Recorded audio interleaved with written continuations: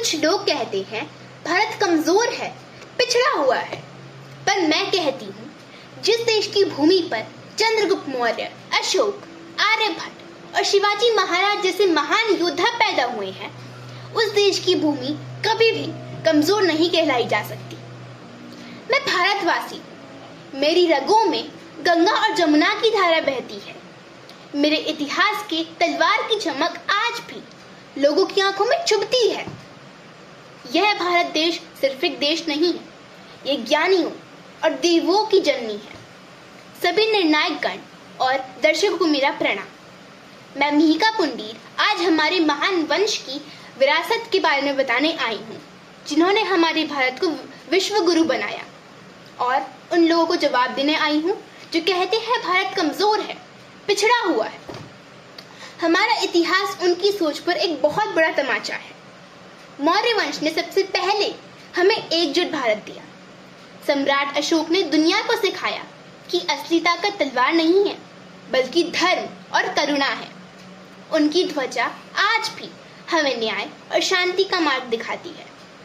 गुप्त वंश ने दिखाया कि भारत केवल वीरों की भूमि नहीं है, बल्कि ज्ञानियों की भूमि है।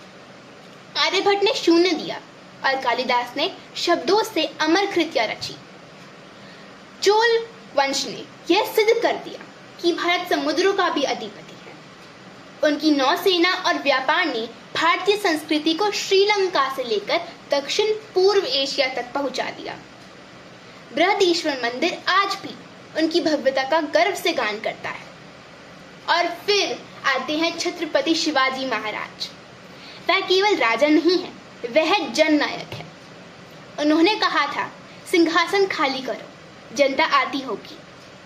उन्होंने स्वदेश, स्वराज का सपना देखा और उसे हकीकत में भी बदला।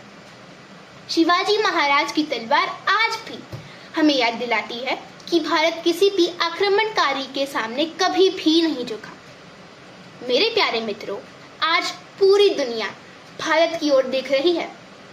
कभी वह हमें पिछड़ा कहती है, लेकिन हमारा इतिहास ही सबसे बड़ा उत्तर है। हमारी संस्कृति, हमारी वीरता और हमारे ज्ञान का प्रकाश दुनिया को हर आलोचना को हमेशा के लिए चुप कर देता है।